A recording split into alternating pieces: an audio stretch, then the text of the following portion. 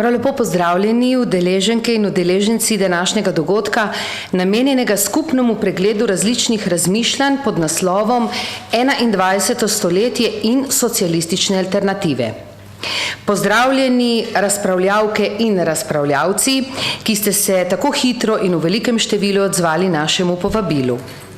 Prav prisrčno pozdravljam naša poslanca Združene levice, Luko Meseca in Violeto Tomić, in pozdravljeni seveda vsi, ki se zavedamo, da alternativo nujno potrebujemo in ki smo pripravljeni združiti napor v skupnem iskanju. Naj se v začetku zahvalim tudi gostitelju, Državnemu svetu, ki je omogočil, da lahko današnji dogodek izvedemo v teh prostorih. Verjamem, da se prisotni zavedamo, da v razmerah, v kakršnih smo, ne moremo oziroma ne smemo več nadaljevati in vztrajati.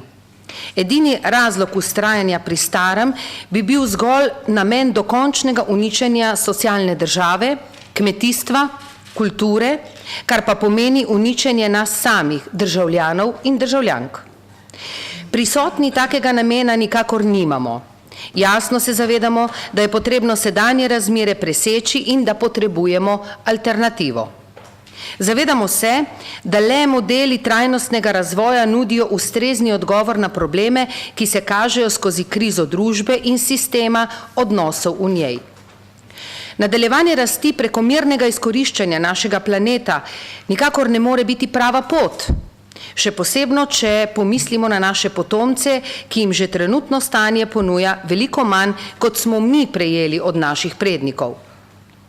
Zavedati se moramo, da je najpomembnejši vzrok in pospeševalec krize pretirana vpletenost kapitalnih dobičkonosnih teorij v trenutni družbeni sistem ter odnose. Z današnjim dogodkom želimo prav zato osvetliti trenutno stanje. Prevladujoči politiki, ki ima rada svoje preproste in učinkovite primere, pa ponuditi tisto, čemur rada reče luč na koncu tunela. To pomeni alternativo, upanje, obet boljšega. S predstavljenimi razmišljanji iz različnih vsebinskih področij sodobne družbe bomo zagotovo prepoznali tiste modele, ki lahko ponudijo ne le teoretične, ampak predvsem praktične, realne in izvedljive primere reševanja in rešitev konkretnih problemov trenutnega stanja. Nujnosti tovrstnega početja so se že zavedali na primer v pogojih podobne krizne situacije v začetku preteklega 20. stoletja.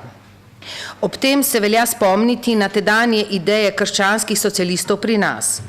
Povezovanje in ne le profitnost je bila osrednja misel njihove socialne alternative.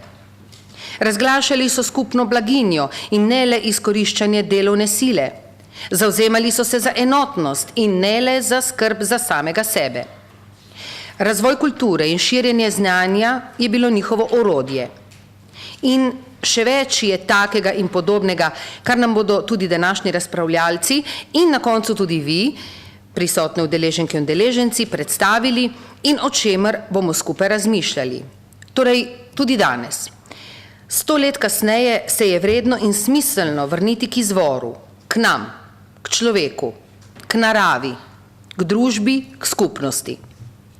Nujna je transformacija iz kapitalizma v obliko socializma v pogojih današnjega moderniziranega, globaliziranega sveta. Skratka, transformacija ostarelega kapitalističnega sistema z moderno obliko socializma za 21. stoletje. Zavedamo se, da zgolj navdušenje peščice posameznikov ne more takoj spremeniti trenutnih razmer, vendar se še bolj jasno zavedamo, da bomo le z jasno in glasno besedo, zgledno prakso, ki že sedaj dokazuje svoje pozitivne ekonomske in družbene učinke, skrbjo za ohranjanje planeta ter za skupno dobrobit pridobili še množico tistih, ki jim je tudi mar za planet in za drugega in so proti izkoriščevalskim, da ne rečem sužnjelastniškim načinom delovanja.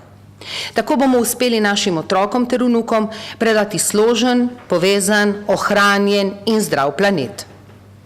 Dragi prisotni, pripravili smo res čudovit nabor tako uvodničarjev kot tudi samih tem.